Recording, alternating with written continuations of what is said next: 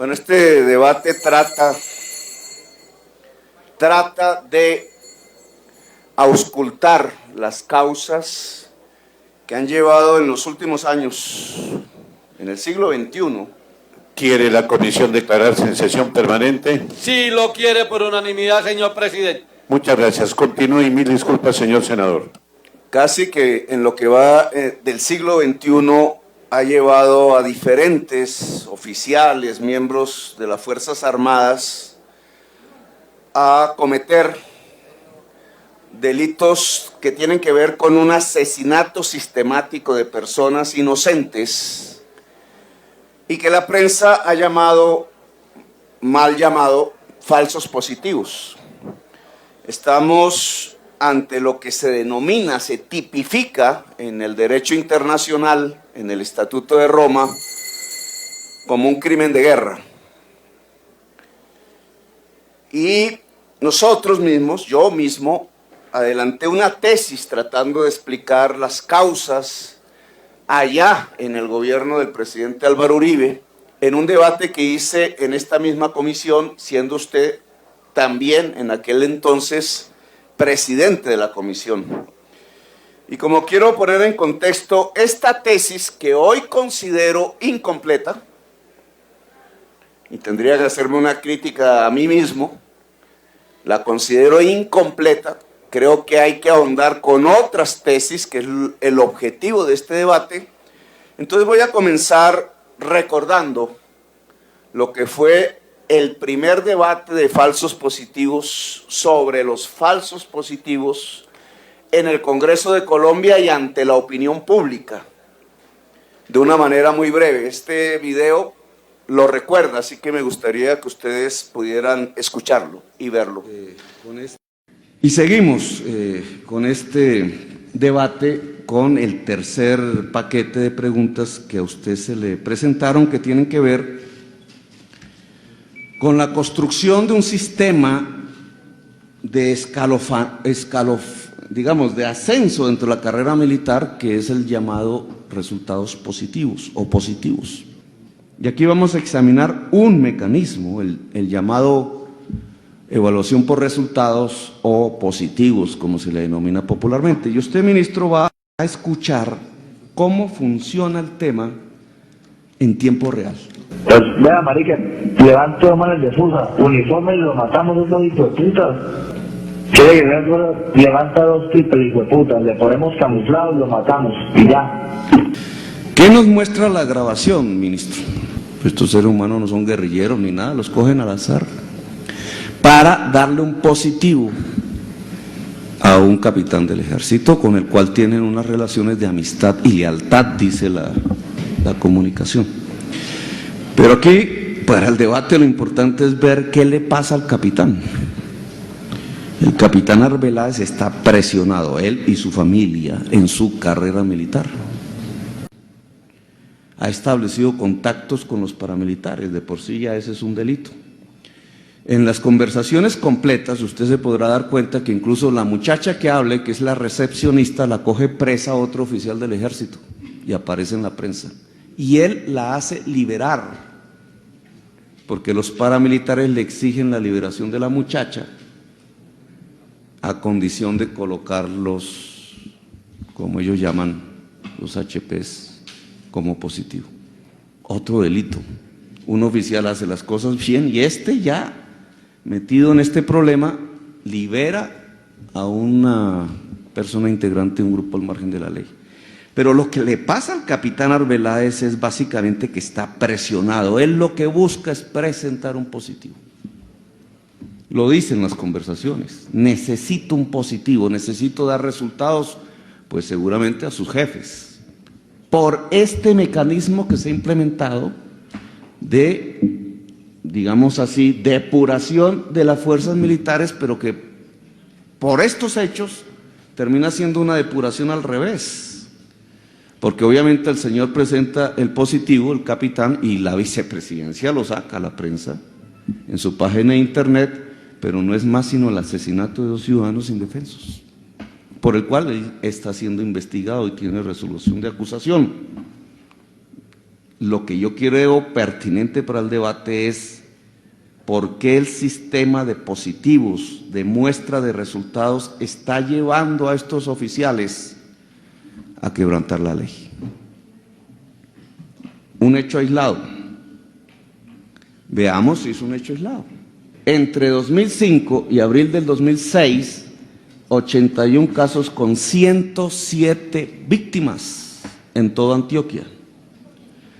Y aún peor, porque estos son casos procesados, con detenidos en muchas de las circunstancias, la Fiscalía los va adelantando o la Justicia Penal Militar, pero la Procuraduría General de la Nación lleva 332 procesos sobre hechos similares acaecidos en los últimos 4 años en el departamento de Antioquia. Es decir, aunque la cifra, podríamos leer los 18 casos que están aquí en mi poder, me demoraría media hora, presidente, leyéndolos. La cifra nos habla de 107 casos documentados y en procesos. La Procuraduría tiene 332 casos en donde presumiblemente ciudadanos de todo tipo, la mayoría campesinos, aparecieron capturados en diferentes lugares de Antioquia, llevados por diferentes unidades del ejército y al otro día o a los 2 días aparecen muertos y reportados como guerrilleros. Estos son positivos dentro del sistema que estoy cuestionando. Un resumen de todos los acontecimientos, contando con lo de Antioquia, en el país hecho por la prensa, nos muestra que en diferentes hechos en los últimos años van 143 muertos en procesos que se vienen adelantando.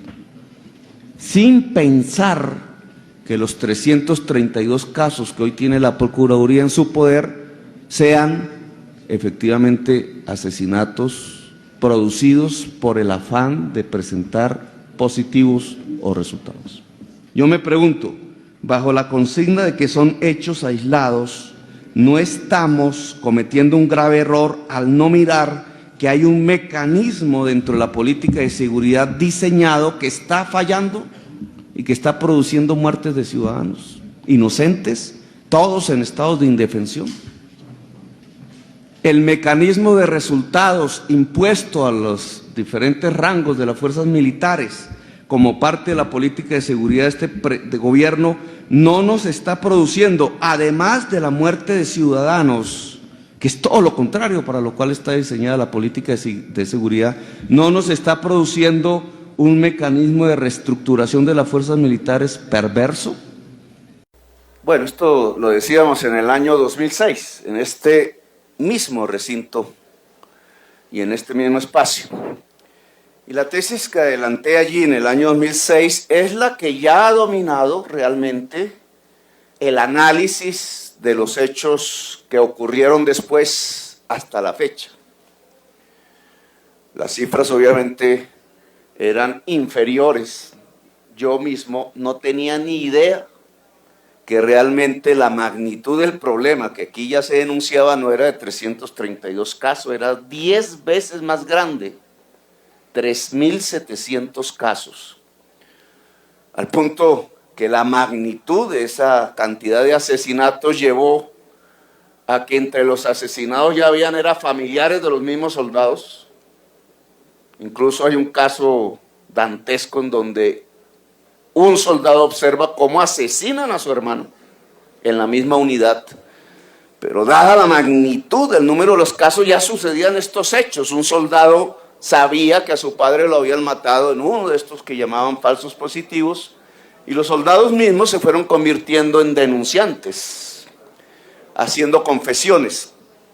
Sin embargo, la tesis central que yo defendí en aquel entonces y que se ha vuelto como la tesis dominante es que una política gubernamental, civil, era la causante de un escalonamiento de crímenes de guerra como esto que hoy llamamos los falsos positivos. De hecho, ahí en ese debate mostré a la opinión pública por primera vez cuál era esa política civil, que era la Directiva Ministerial Permanente número 29, del año 2005, que es esta. Aquí hay unos apartes, esto también ya se discutió a fondo. La política ministerial que desarrolla criterios para el pago de recompensas por la captura o abatimiento en combate de cabecillas de organizaciones armadas, etcétera, y una serie de tablas que valoraban el pago desde un cinturón hasta un tanque de guerra, si se quiere, pagando por capturas, pero fundamentalmente, y era el gran problema de esta resolución 029, por bajas. Es decir, una política de seguridad cimentada en el número de muertos. La resolución 029, que en ese entonces no era pública, firmada por el ministro de Defensa Nacional del entonces, Camilo Ospina Bernal, fue para nosotros la causa que llevó al asesinato de más de 3.700 personas hasta ahora en los procesos de investigación que se adelantan, todas inocentes, por parte de funcionarios públicos armados para ser presentados como bajas de la guerrilla o del paramilitarismo con un doble fin: el de obtener unas prebendas personales que iban desde un pollo, desde un paquete de cigarrillos, pasaba por permisos de vacaciones, por medallas, hasta ascensos, que era lo que determinaba esta directiva ministerial. En el mismo gobierno de Uribe, y siendo ya ministro Juan Manuel Santos de Defensa, esta directiva fue derogada después del debate público, pero los efectos ya son insubsanables. Entonces, la tesis defendida por nosotros mismos, la política oficial lleva al asesinato, hoy me parece incompleta. Si queremos un poco adelantar ese tipo de políticas oficiales, no solamente desencadenaban parcialmente un asesinato sistemático, sino, como sabemos, y a la postre en muchos otros debates que realicé aquí en este Congreso, llevó a una fuerte alianza de fuerzas militares con organizaciones al margen de la ley llamadas paramilitares, fuertemente vinculadas con el narcotráfico. Este documento, que hasta ahora no ha sido presentado en público, que nos llega a nuestra oficina, por ejemplo, muestra, y lo voy a leer, tiene un archivo, la Procuraduría debería tomar nota y verificar su validez. Archivo número 6953/D pequeña 3, B larga R3 igual Bapal HH 725. Batallón Palacé, Fuerzas Militares de Colombia, Ejército Nacional, Batallón de Artillería número 3. Objetivo: reconocimiento de trochas, caminos y caños por donde se moviliza el enemigo y a la vez del mismo reconocimiento de viviendas de milicianos y campamentos. Penetración de las Águilas Negras para operación futura. Y no continúo leyendo, hay un listado de los llamados milicianos, pero este documento, de ser verificado, es la primera prueba, no solamente de lo que llamamos falsos positivos, sino que las Águilas Negras simplemente son una fachada de fuerzas gubernamentales armadas actuando bajo la ley, no sino por fuera de la ley.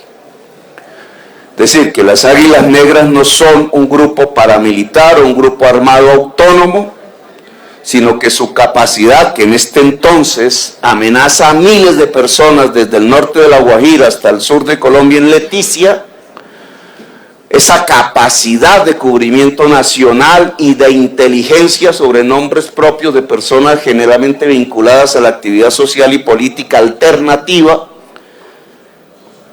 se gana es a partir de que su fuente no es la acción por fuera del Estado, sino la acción dentro del Estado. Las Águilas Negras son una corporación fuera de la ley compuesta por funcionarios armados del Estado.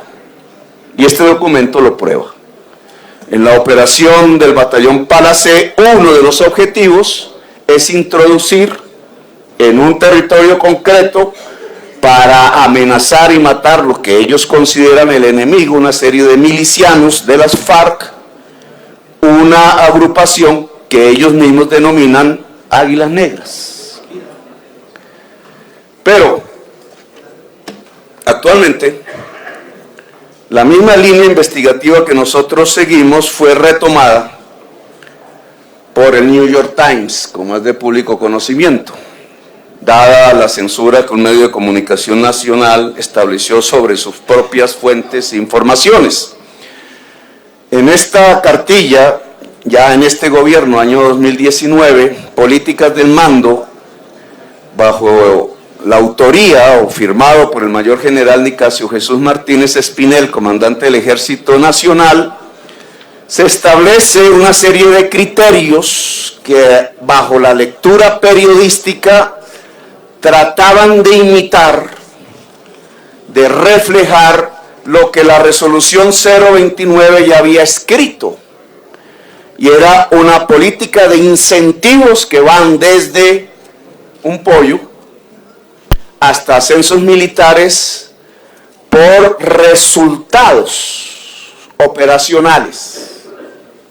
La cartilla no dice número de bajas, pero cuando uno lee ya el tema de resultados operacionales, dice textualmente: la meta es doblar los resultados operacionales en todos los niveles de mando, teniendo resultados de sostenimiento diario y resultados de impacto excepcional.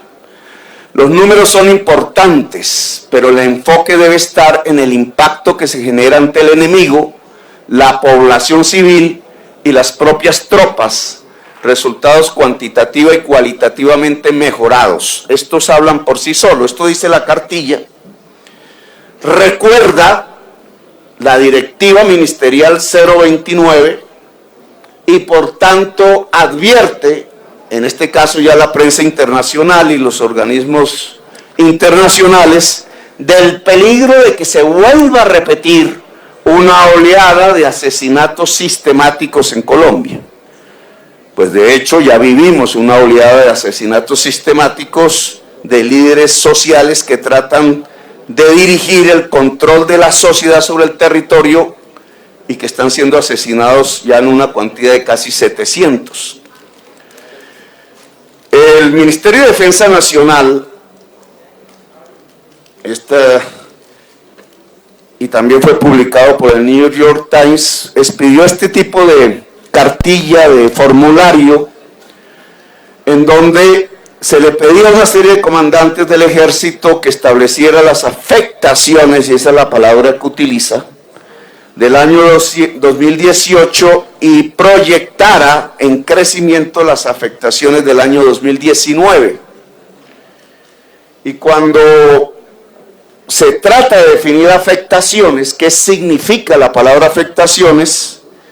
Pues la misma cartilla lo dice, nota: las afectaciones es la suma aritmética de presentaciones voluntarias, entregas, capturas y muertes en desarrollo de operaciones militares, es decir, bajas. La nueva política que se estaba estableciendo desde el Ministerio de Defensa Nacional y bajo el auspicio del comandante general del Ejército, volvía a repetir la misma tesis de la política de seguridad del gobierno del presidente Uribe bajo la expedición de la resolución 029, y es premiar por muertos. Luego, razón podía tener, en este caso el periodista del New York Times, de prevenir al gobierno y a la opinión pública nacional y mundial sobre la posibilidad de una nueva ola de asesinatos. Sin embargo, bajo la tesis del New York Times y del periodista Casey, que salió amenazado y acaba de ser amenazado de nuevo, que intentó su regreso, es la misma que nosotros defendíamos allá en el año 2006, y es que una política civil elaborada en el Ministerio de Defensa y por el Gobierno Nacional puede incentivar, estimular el asesinato sistemático de civiles inocentes por parte de miembros de las Fuerzas Armadas, funcionarios públicos de Colombia. La tesis, en mi opinión, es incompleta. Yo la defiendo, obviamente. Yo la defendí desde el año 2006. Creo que es cierta, pero parcialmente. ¿Y por qué creo que hay una parcialidad en la concepción que estamos defendiendo en el acercamiento a este problema de por qué un soldado o un oficial puede individual o colectivamente asesinar a un ciudadano del común sabiendo que es un ciudadano del común que es inocente? Porque yo no creo que un ser humano per se, por una directiva gubernamental, asesine. Simplemente así porque así. Es decir, porque cualquier ser humano con una construcción de valores éticos mínimos, de valores humanos, casi sustanciales al mismo nacimiento del ser humano, por una directriz de un ministro, como en el caso de la 029, o por una cartilla, como en el caso que denunció el New York Times aquí presentado, automáticamente iría a la calle, a la trocha, a la vereda, a recoger campesinos o personas con discapacidad mental, o pequeños delincuentes, o jóvenes al azar, para después asesinarlos, vestirlos de guerrilleros y presentarlos por una baja para recibir una recompensa en términos de días de descanso o de pollos para comer. Si creemos en el ser humano, tendríamos que pensar que eso no puede ser así. Es decir, que la mayoría de los seres humanos reaccionarían abandonando la institución, si es que lo ordenan, tamaño crimen. Cualquiera de nosotros, incluso, pongamos el ejemplo, de si como condición para ser congresista hubiese que matar, la mayoría de nosotros, no todos, preferiríamos no ser congresistas para no matar. Algunos lo harían. Y cuando uno se pregunta por qué algunos lo harían, tendría uno que ir a unas motivaciones que me parece que son más profundas, y es lo que este debate trata de mostrar.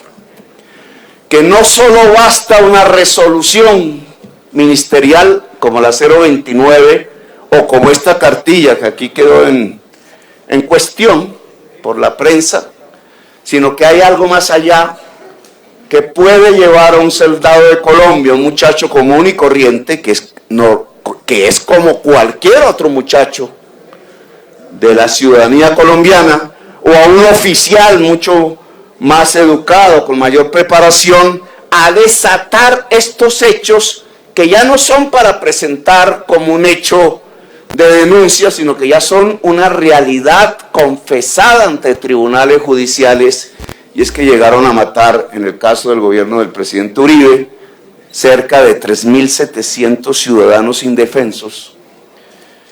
O se podría desatar una nueva oleada en este gobierno si no se corrige a tiempo lo que es construir una política de seguridad sobre la base del número de muertos, que es una política de inseguridad, porque la seguridad debe construirse sobre la vida y no sobre la muerte, si quiere ser llamada política de seguridad. ¿Cuál es nuestra tesis que queremos aquí presentar? Y ver si esto desata una discusión pública, que es lo que esperamos. Me fui a investigar un poco, y el ejército de Estados Unidos hoy, cómo se entrena, cómo se prepara, cuál es la doctrina militar que podría estar hoy detrás del ejército más poderoso del mundo, el ejército de Estados Unidos. El ejército de Estados Unidos sufrió una grave derrota histórica en el año 73 en Vietnam, en medio de la Guerra Fría. Fue derrotado por las guerrillas y el Ejército Nacionalista de Vietnam, el Vietcong, como la historia. Después de esa derrota y de la caída de su enemigo, en el año 93, 20 años después, que era el bloque soviético, el ejército de Estados Unidos entró en una especie de reconversión, leyendo los dos factores que le arrojaba su propia experiencia, su derrota ante los jóvenes de Vietnam y la caída de todo el mundo soviético, que era el gran enemigo desde el año 1945, la Guerra Fría. Y las nuevas formas que ha venido adquiriendo el ejército de los Estados Unidos en la práctica, vistas en las invasiones de Libia, Irak 2 veces, Siria, se ha venido denominando como Revolución en Asuntos Militares, RAM, una nueva doctrina militar. La RAM, no voy aquí a entrar a analizar la validez ética de las invasiones realizadas en el siglo XXI, sino tratar de detallar cómo en Estados Unidos hay un nuevo tipo de soldado, de oficial y de operatividad de fuerzas militares. La RAM lo que lleva al ejército de Estados Unidos es integrar todas las ramas de las Fuerzas Armadas en tiempo real, en un momento concreto, en una acción concreta y a través de alta tecnología. De tal manera que el soldado o el oficial ya no necesariamente es un infante de marina destacado por su resistencia física, sino que básicamente hoy es un profesional experto en software, el manejo de nuevas tecnologías que tienen como objetivo matar. El soldado es un profesional. Esto lo puse yo en el debate presidencial y recibí un insulto del ministro de Defensa del gobierno de Santos, porque decía que todos los funcionarios de las Fuerzas Armadas y de la policía deberían pasar y el gobierno debería facilitar el estudio universitario, pero tiene que ver con esto que se llama la RAM. Hoy un soldado, como un obrero en la fábrica, no es músculo, es cerebro. Y por tanto implica una alta dosis de entrenamiento cerebral a partir de las nuevas tecnologías. Ese es el ejército de Estados Unidos. En algunas películas de Hollywood se ve. El nuevo escenario es un cuarto de computadores en donde una unidad maneja sistemas de tal manera que puede dirigir el poder mortífero hacia objetivos que ellos consideran legítimos a muchos kilómetros de distancia. Bueno, esta nueva transformación llamada RAM, experimentada en el ejército de los Estados Unidos, no está sucediendo en Colombia. En Colombia está sucediendo otro tipo de entrenamiento del soldado y del oficial. Y este es el punto central del debate.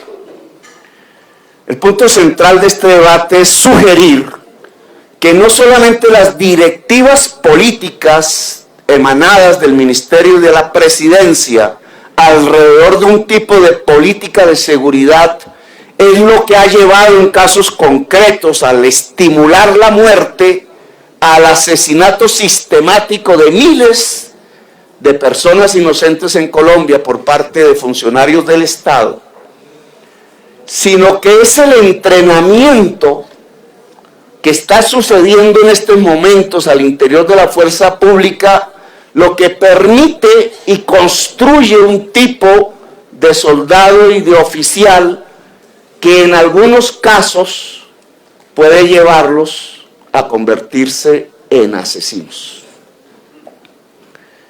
Casos, porque aquí también tengo que subrayar, en el ejército, en la fuerza pública, en la policía hay corrientes diversas y hay una corriente que preferiría esto que se llama la revolución de las actividades militares, es decir, la transformación del ejército de Colombia en un ejército moderno, con capacidad tecnológica. Aquí quiero subrayar algo, no es solamente la capacidad de manejo de tecnología, sino la capacidad política de examinar lo que se considera ¿Cuánto necesita, señor senador? Ya estoy en la fase final. 5 minutos más, ¿le parece? No, unos señor? 10 porque voy a presentar unos videos para demostrar este... Señor senador, usted me dice el tiempo. ¿Necesita 5 minutos más? Poner 20 minutos. Bueno, 20 minutos, señor senador. Retomo. La revolución de actividades militares no solamente es la capacidad profesional del soldado y del oficial en las nuevas tecnologías en momentos concretos de un combate, sino la capacidad de la institución de examinar con alta calidad política la situación del enemigo que quiere neutralizar. Por ejemplo, la guerra en Libia se hizo a partir de un análisis relativamente profundo y de alta calidad de las fisuras entre las tribus libias alrededor de la distribución del petróleo. Y fue un antecedente que les garantizó la eficacia en términos de sacar a Gaddafi del poder. O, por ejemplo, la acción sobre Siria pasó por un examen de las fricciones étnicas dentro de la sociedad siria para usar las divisiones étnicas sirias en contra del gobierno en ese momento establecido. O, por ejemplo, cuando los sunitas se arman contra la invasión norteamericana después de la muerte de Hussein y empiezan a causar bajas cada vez más grandes en el ejército de los Estados Unidos, recordando el Vietnam, la capacidad política del ejército de los Estados Unidos pudo penetrar de tal manera el conocimiento de la sociedad sunita que logró ponerlos a su lado en la guerra contra ISIS. El ejército de Colombia lamentablemente no tiene esa capacidad política, porque ha sustituido el conocimiento a profundidad de las sociedades o de lo que se puede considerar un enemigo por una retórica de extrema derecha que algunos activistas civiles han tenido la capacidad de irradiar a partir de una guerra interna. Civiles como Narváez, José Miguel Narváez, que era un ideólogo retórico de discursos anacrónicos, o Fernando Londoño Hoyos, que han construido una retórica anacrónica de viejos discursos franquistas mandados a recoger y que irrumpen dentro de las escuelas doctrinarias de las fuerzas militares, sustituyendo con una política de muy baja calidad, retórica y extremista, lo que debería ser el conocimiento de muy alta calidad de análisis político, sociológico y antropológico de lo que se puede considerar un enemigo. Por ejemplo, una pregunta: para la seguridad de la sociedad colombiana, ¿qué puede equivaler la destrucción del Estado venezolano? Una pregunta que ameritaría análisis profundos, pero que si no se hacen y se revisten de una retórica simplemente extremista, podrían provocar una enorme crisis y colapso de la sociedad colombiana en algún tipo de acción mal pensada. Esto es lo que se llama la RAM. Así es como se está construyendo el nuevo ejército de los Estados Unidos. Alta capacidad de análisis político y sociológico y alta capacidad profesional de manejo de nuevas tecnologías, básicamente construidas sobre las nuevas informáticas. El ejército colombiano no tiene esta preparación. El ejército colombiano no solamente ancla la doctrina militar en el discurso trasnochado de una serie de activistas nostálgicos de Franco, sino que la preparación misma de los soldados es una preparación tal que los lleva a convertirse en posibles asesinos y torturadores. Y de ahí la facilidad como una resolución política civil puede llevar hacia la construcción de un crimen de guerra como los falsos positivos y a una situación de crisis para una entidad institucional como el Ejército de Colombia, cuando empieza a ser cuestionado incluso por tribunales institucionales de justicia, internacionales de justicia. Para el efecto voy a presentar estos videos, señor presidente, tratando de corroborar esta tesis, a ver si provoca una discusión pública y una reforma de los protocolos de entrenamiento de la fuerza pública en Colombia, que es el objetivo de este debate. Entonces vamos a presentar estos videos y una vez acaben, cierro el debate haciendo un análisis sobre los mismos.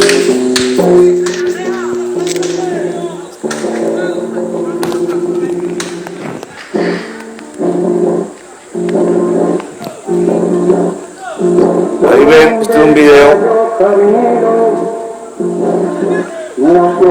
Se oye música revolucionaria, una canción sobre Camilo Torres.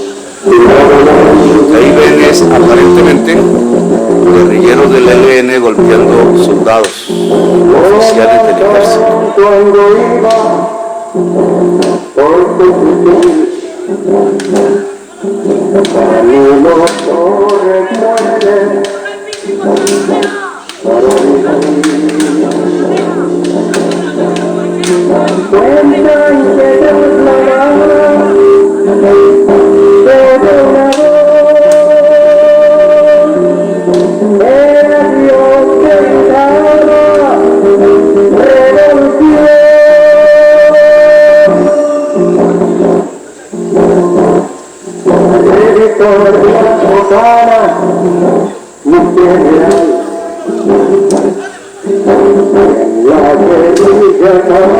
Cierto que se van a ver escenas algo duras, entonces si los televidentes, si observan esta grabación, deben apartar los niños de la pantalla.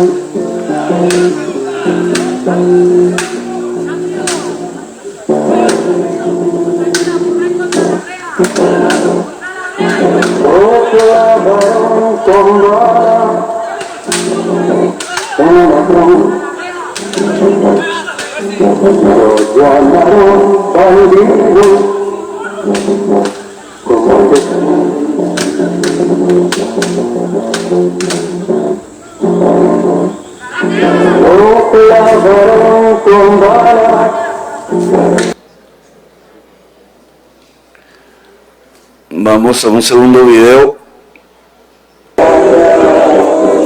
El video lo graba un soldado.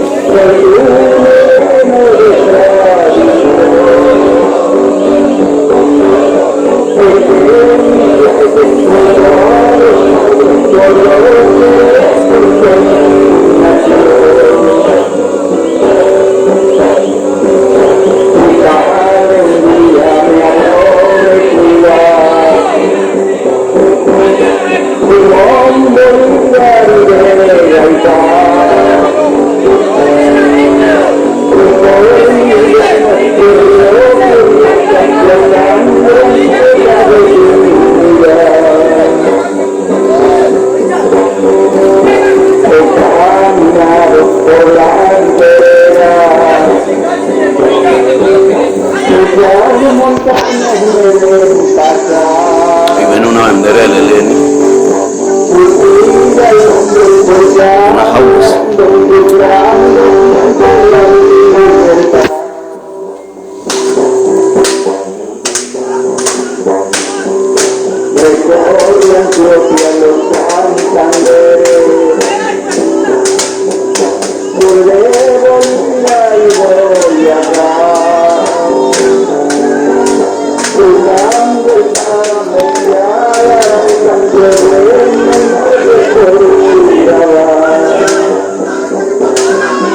Los guerrilleros del ELN que aparecen ahí no son guerrilleros, son soldados disfrazados de guerrilleros. Las personas que están golpeando ahí son oficiales del ejército de Colombia. El sitio es cerca de Ticias, Amazonas. Y el campamento no es un campamento del ELN, es una ficción de campamento guerrillero. En realidad ese sitio se llama Laboratorio Experimental de Resistencia del Ejército. Y ese es un curso de lanceros. Los oficiales que están siendo golpeados, capitanes, tenientes, no saben que están en manos del ejército. Creen que están en manos de la guerrilla. Los han engañado el mismo ejército, los ha hecho caminar por la selva, les ha dicho sus mandos que deben caminar desarmados, y gracias a que están desarmados, con los otros soldados que han preparado, los capturan como si fuese una toma guerrillera, una emboscada, y los llevan a ese supuesto campamento guerrillero a ser golpeados de esa manera como ustedes han visto. Tanto los soldados que golpean, que están siendo preparados para ser torturadores, como los oficiales golpeados, que están siendo en realidad torturados, no entrenados. Quiero decir que aquí, en este tipo de entrenamiento, ya murió gente. De ahí salen enfermos psicológicamente. Este entrenamiento que llaman de lanceros es uno de los más preciados porque permite ascensos militares. En las hojas de vida, el SLAN, es decir, la Escuela de Lanceros, es uno de los determinantes importantes para un ascenso. Pues tiene que ver con este tipo de práctica. Una miembro del ejército que se salió de allí puso las denuncias respectivas en el ejército y en la procuraduría. En la procuraduría borraron hasta el radicado de la denuncia. Desapareció el proceso. En la procuraduría. Ella, por ejemplo, aquí dice, y la doctora María Paula Padilla, asesora jurídica de la Escuela de Lanceros, en las conversaciones que tenían después de que supieron que esto estaba sucediendo, abordó a mi sobrino Henry Andrés Hernández Triana para manipularlo, asustarlo, diciéndole que las consecuencias legales para el hermano Ismael, o sea, otro hermano del soldado, podrían ser muy graves. Al igual, el capitán Alvarado le ofreció la medalla al mejor soldado para que mi sobrino Henry Andrés no contara la verdad de todo lo que había sucedido desde que empezó a prestar el servicio militar. Estas investigaciones quedaron ocultas, al punto que la Procuraduría incluso borró el archivo. Y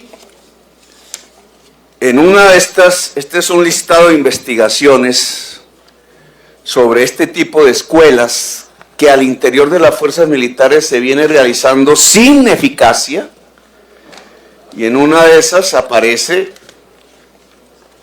que en Tolemaida, porque Tolemaida es una de las fases de la Escuela de Lanceros antes del Amazonas, murió en la práctica un capitán, cuyo nombre es Capitán Muerte del alumno Castro Gutiérrez Giovanni Alexander, quien ostentaba en vida el grado de capitán del Ejército Nacional, muerto en la Escuela de Lanceros,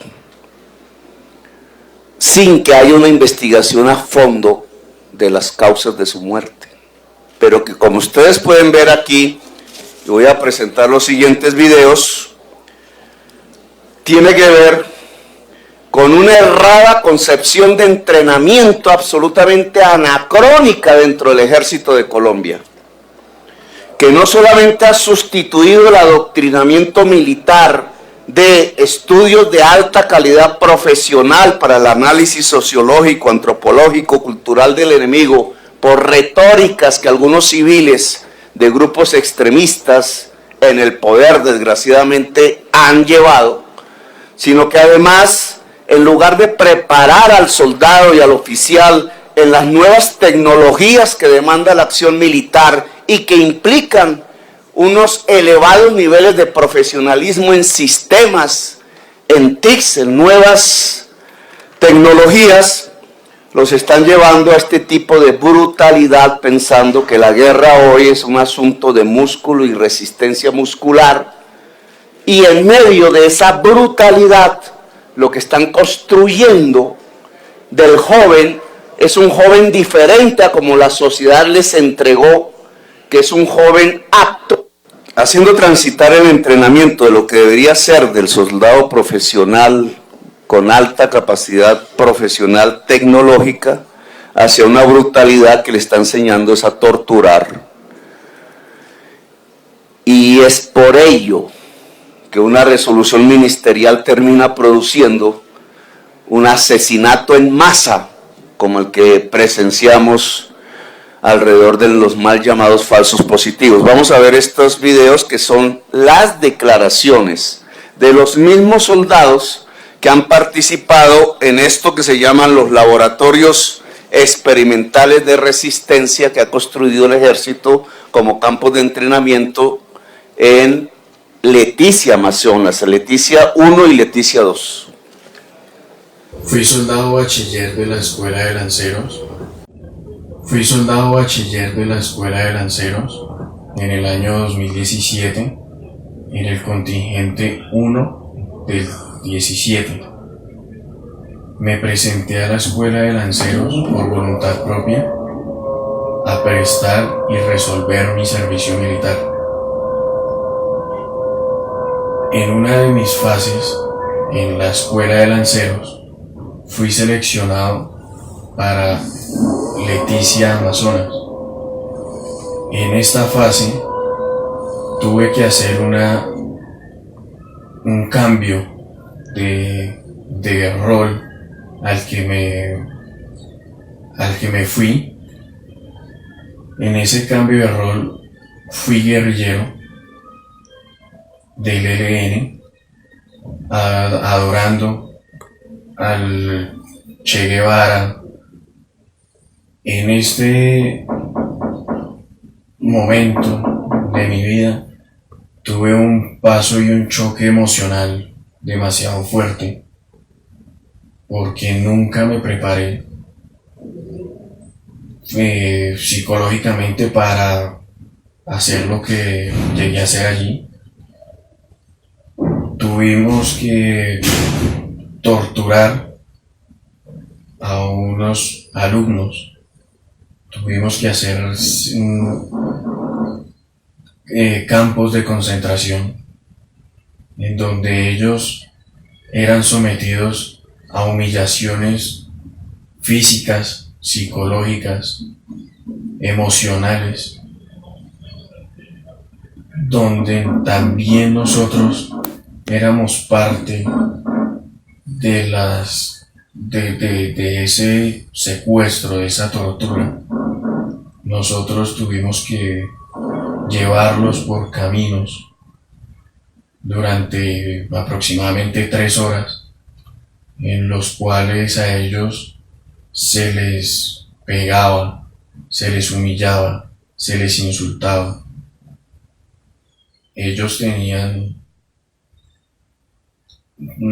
toda una total baja de autoestima. Teníamos que hacerlos ver con baja autoestima total. Y eso, al principio de todo, fue un choque emocional, porque no estuvimos preparados, no fuimos instruidos para eso, sino que fuimos instruidos para el respeto y la conservación de la vida y de los derechos humanos de las personas. Y en ese momento hicimos todo lo contrario a lo que fuimos instruidos. Una pregunta. ¿Qué tipo de vejamen tuvo usted que realizar sobre los alumnos? tuve que golpearlos, humillarlos, insultarlos, amenazarlos, amedrentarlos. ¿Ellos creían que usted era guerrillero? Sí, ellos todo el tiempo creyeron que éramos guerrilleros. ¿Por qué creyeron eso? ¿Hubo alguna combate o alguna cosa en la que ellos pasaron a ser prisioneros de ustedes? No hubo ningún combate, solo fue una emboscada. Los emboscamos y ellos estaban desarmados y nosotros aprovechamos eso para poder secuestrarlos. Eso era parte del curso que ellos estaban adelantando para... ¿Qué clase de curso es? ¿Cómo se llama? Es un curso de combate que en el ejército se llama curso de lancero. Es un curso donde tiene 4 fases. Las fases iniciales son en la escuela de lanceros, en el fuerte militar de Tolemaida. La segunda fase va en el CEL, que es el centro de entrenamiento de lancero. Después pasan a montaña, que es en Usme, en Bogotá, y pasan a Leticia, Amazonas, que es la última fase. ¿Qué clase de personas o militares son los que están tomando ese curso de lanceros? Son suboficiales y oficiales del Ejército Nacional de Colombia quienes toman ese curso. O sea que ustedes como bachilleres, disfrazados, por decirlo de alguna manera, de guerrilleros, eran obligados a maltratar, golpear y humillar a oficiales en el curso. Sí, nosotros como soldados bachilleres que fuimos solamente a prestar un servicio, que solamente fuimos por la libreta militar, fuimos sometidos a tener que atentar contra los derechos humanos de esas personas. ¿Qué sintió usted cuando hacía o cuando le dijeron que tenía que golpear y maltratar a esas personas? ¿Qué sintió? En ese momento tuve un choque emocional porque no, dentro de mi ser era lo correcto, no era maltratar a las personas. Eso es lo que siempre me han inculcado. Y ahora tener la total libertad de golpear, de humillar, de ultrajar a personas fue un momento muy duro y estresante para mí. Usted, al terminar su curso, ¿usted considera que fue una buena experiencia la que vivió en esta parte donde usted dice haber maltratado a estas personas? ¿Qué balance hace hoy de lo que le tocó vivir en el ejército? Hoy en día no fue la mejor decisión que tomé. Me siento con un asco hacia el ejército por eso. Siento que no fue la mejor experiencia que tuve. No es lo que pretendí ser. No me formé como una buena persona. Y eso hoy en día ha hecho una repercusión en mí, ya que le perdí ese miedo, ese asco a maltratar gente, a humillarla, a golpearla. Esas son las repercusiones que siento en este momento. ¿Ustedes como soldados también fueron torturados, maltratados o golpeados? Fuimos tomados como ejemplo en la noche anterior para hacer este tipo de aberraciones contra los alumnos. O sea, a ustedes, a usted personalmente le tocó ser torturado o sufrir algún tipo de vejamen por el estamento militar. Sí, fui sometido a ejemplos de los cuales fui golpeado en la cabeza fuertemente para tomar ejemplo de la palabra solo. ¿Qué significa la palabra solo? Solo significa que nunca va a ser liberado, nunca va a ser una persona. O sea, lo golpean en la cabeza con la palabra solo, ¿qué significa? Sí, uno se golpeaba mientras hablaba, mientras decía solo. A usted mismo se infringía los golpes y gritaba solo. Exactamente. Ah, bueno. Fui soldado de la escuela de lanceros. De ahí pasamos a una degradación como alumno, en la cual nos degradaron, nos quitaron las presillas rojas y nos las cambiaron por las blancas, las cuales significaban alumno, el cual nos decía que valíamos menos que la mierda, no podíamos sentir, éramos personas totalmente diferentes, la cual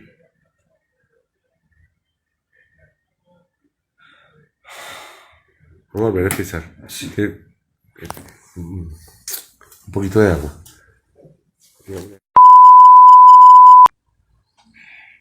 Nos decían y nos repetían la misma palabra durante 7 semanas, la cual era: ustedes valen menos que la mierda, un bollo más de mierda vale más que ustedes. Al terminar el curso, me sentí muy humillado, con una personalidad muy baja, distante a las personas, al cual, después de llegar del permiso, fui seleccionado para Leticia Amazonas,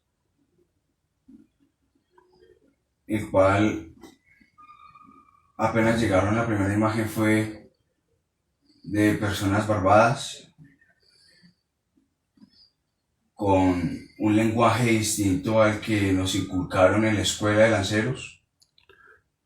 Le pregunto, ¿por qué dice que personas barbadas? ¿Quiénes eran las personas barbadas? Eran mismo personal de ahí del Fuerte Amazonas 2. ¿Soldados? Eran cuadros, subtenientes, tenientes, sargentos, oficiales y suboficiales, los cuales todo el mundo estaba caracterizado. Caracterizado es tener el pelo largo, con barba, el cual nos dijeron que teníamos que, la orden era caracterizarse, porque en menos de un mes iba a hacer un ejercicio. O sea, caracterizarse era dejarse crecer el pelo y la barba y... Sí, las uñas, totalmente un degenero, inhumano. ¿Y por qué por qué se hacían eso? ¿Por qué se dejaban crecer el pelo? ¿Para qué? Para el ejercicio que íbamos a realizar dentro de unos 15 días. Era la transformación al grupo subversivo al margen de la ley ELN. O sea, ¿ustedes se tenían que hacer pasar por guerrilleros del ELN? Sí. Nos dieron prendas del ELN, al igual que armamento AK-47. Y desde ese día nos dijeron que no podíamos llamarnos cursos, lanzas, sino camarada, compañero, man de camarada. y por el apodo que nos dijeron en ese momento y nos asignaron. ¿A usted le asignaron algún apodo? Sí, mi alias era alias Comején. Alias Comején era el alias que le pusieron. Sí, la chapa del uniforme. Ya. ¿Cuál era su misión en esa operación, en ese ejercicio? Era capturar, torturar y llevar al límite a los alumnos que en su momento eran chulos.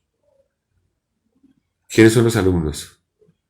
Son personas del curso de lancero, de la escuela de lanceros, el cual están haciendo ese curso.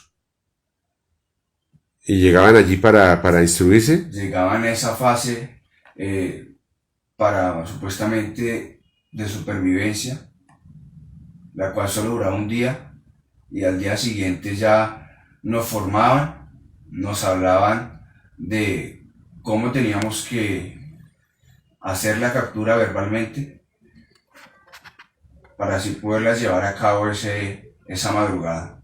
O sea, ¿ustedes tenían que capturarlos a ellos? Sí. ¿Simularon alguna asalto, una emboscada? ¿Por qué los capturaban? Someterlos a la captura, emboscarlos. Estaban durmiendo en un campamento de supervivencia y llegamos, la orden era rodearlos y someterlos al punto de que hicieran caso.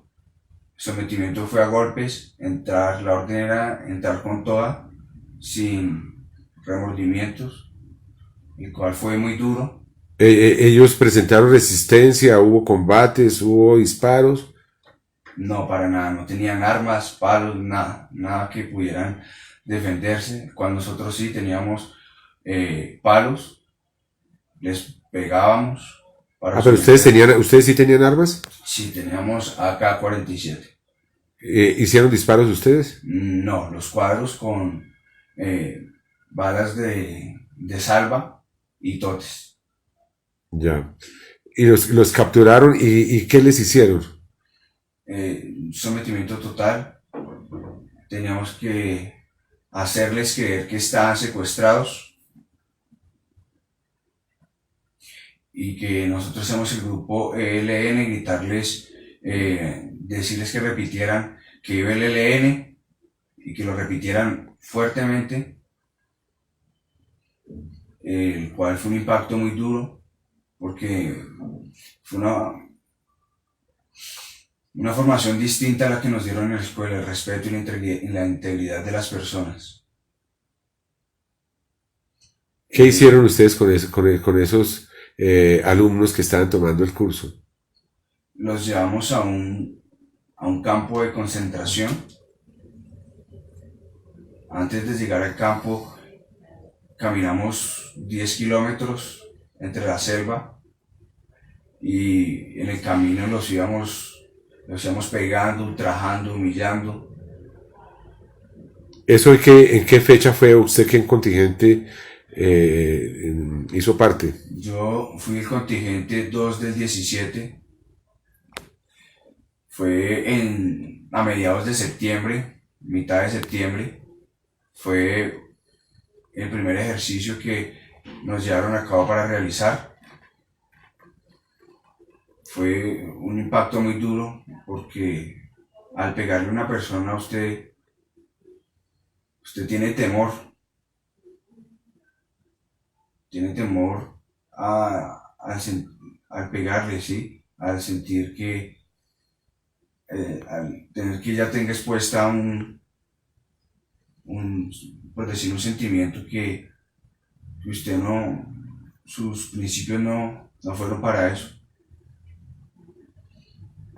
De ahí fueron llevados por un bote en el cual se hicieron lo mismo, se les pegaba, Los montaron en un bote. ¿Para qué los montaron en un bote? ¿Había que atravesar algún punto, alguna frontera, o por qué los llevaban en un bote? Los llevamos en el bote para que realmente sintieran que los íbamos a trasladar para el país de Perú, el cual no es cierto. Le dábamos una vuelta al río. ¿Ellos iban vendados? Ellos iban vendados, con las manos amarradas, y le decíamos gritando que dijeran que iba el ELN, que iba el Che Guevara. Mientras iban repitiendo eso, pasaba el capitán Molina, que es el alias Alejandro. Ah, alias Alejandro era el supuesto comandante guerrillero, pero en realidad era un oficial. Era un oficial del ejército. ¿Cómo es el nombre de él? ¿Del oficial? Capitán Molina. Capitán Molina. Bueno, y entonces luego, ¿qué hacían con ellos después de ultrajarlos, humillarlos, sentirles que no valen nada? Llegábamos a un punto ahí en el fuerte, el cual los internábamos en la selva hasta llegar al campamento LER. ¿El campamento LER? LER, ¿qué significa? Laboratorio Experimental de Resistencia. LER, la sigla. Sí. Correcto. ¿Y qué pasaba allí con ellos? Había una presentación de los comandantes del ELN con sus alias, de quitarse los parches, las botas, quedar semidesnudos, de ahí pasar al siguiente paso, que era llevarlos a las jaulas, y se iban sacando conforme el comandante diera la orden a quien quisiera sacar, y colgarlos en los palos para torturarlos, pegarles con eslingas. Eslingas son cuerdas pero largas y con nudos.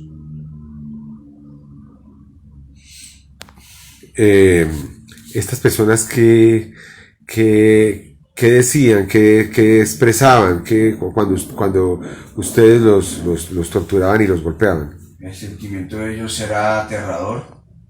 No eran los únicos. Nosotros, los soldados bachilleres, también sentíamos temor, miedo. Algunos lloraban. La orden era infundirles temor y tenerlos sumisos para que así no se pudieran rebelar ni nada por el estilo. ¿Les hacían algún tipo de interrogatorio, de tortura, para que dieran alguna información, o qué otro vejamen les hacían? Habían 2 casetas, las cuales eran para los interrogatorios. Se llevaba uno por uno, se formaban una hilera y acurrucados, y les decía busque culo, y se iba pasando uno por uno. ¿Cómo es? Les decían. Busque culo. ¿Qué significa? Estar en la posición en 4 y la cabeza entre las piernas de la otra persona. ¿Del que va adelante? Del que va adelante. Ah, en hilera, gateando. Sí. Iban en hilera gateando, y conforme aquí iban saliendo se iban formando al otro extremo para así tener el control y llevarlos hacia las jaulas en las cuales estaban. Bueno, y los torturaban preguntándoles, ¿qué les preguntaban? ¿Cuál era el interrogatorio? ¿Qué hacían ahí? ¿Por qué estaban sin armas? ¿Quién los había mandado?